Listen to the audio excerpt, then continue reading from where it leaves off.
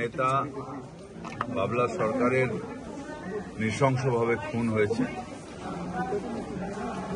আমাদের মুখ্যমন্ত্রী মমতা বন্দ্যোপাধ্যায় পুলিশের হাইয়েস্ট লেভেলকে বলেছে যে ইনকোয়ারি করে যে দোষী যেই হোক তাকে অ্যারেস্ট করতে হবে এবং দৃষ্টান্তমূলক শাস্তি অর্থাৎ ম্যাজিস্ট্রেট আইনে খুনের যে সাজা হয় সেই সাজা করতে হবে এবং এখানে কারো কোনো রকমভাবে কেন পুলিশ গাফিলতি না করে সেটা মুখ্যমন্ত্রী স্পষ্ট করে দিয়েছে।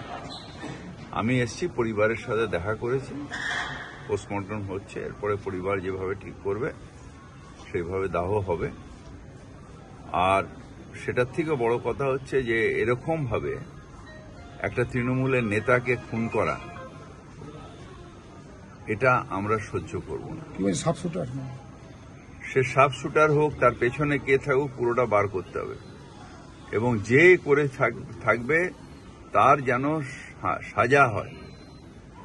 সাজা হয়, দৃষ্টান্তমূলক সাজা হয়।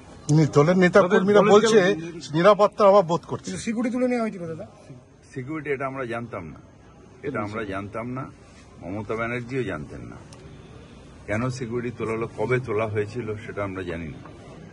কিন্তু তার থেকেও যেটা বড় জিনিস হচ্ছে যে ওনার পেছনে যে প্ল্যানিংটা কে করেছে।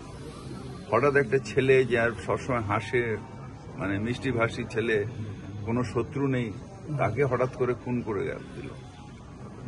দুলাল সরকার এমন একজন ব্যক্তি যার জনপ্রিয়তা এতটাই যে শুধু রাজনৈতিক মহল না, তার বাইরেও তার একটা জনপ্রিয় আছে, লোকের এতে পরোপকারী, দৌড়ে যায়, সবকিছু। এরকম ব্যক্তি যদি মার্ডার হয়ে যায় তাহলে সাধারণ পাবলিকের কি অবস্থা, কি বলবেন? সাধারণ পাবলিকের থেকে বড় কথা হলো এটা একটা বড় কনস্পিরেসি এবং যেই এর পেছনে থাকুক তাকে অ্যারেস্ট করতে হবে।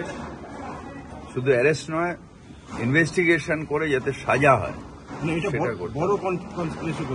এটা সাজা করতে হবে। কারণ যে করে, আমি তো জানি না, তার কারণ আমি তো আর ইনভেস্টিগেশন অথরিটি নয় বা আমি এলাকাতেও শুনিনি কিছু, কিন্তু যেই করে থাকুক এত সহজে বাবলার প্রাণ যাবে এটা আমরা সহ্য করব। সরাসরি ক্ষোভ মুখ্যমন্ত্রী যেটা বলেছেন আমিও শুনেছি, আমি তখন ছিলাম ওখানে। কিন্তু মুখ্যমন্ত্রী এও বলেছেন ডিজিকে যে হাইয়েস্ট লেভেল অফ ইনকোয়ারি করে যে দোষী সে যেই হোক তাকে বার করতে হবে। সিআইডি ইনকোয়ারি হবে, সেটা তো ডিসিশন নেবেন মুখ্যমন্ত্রী।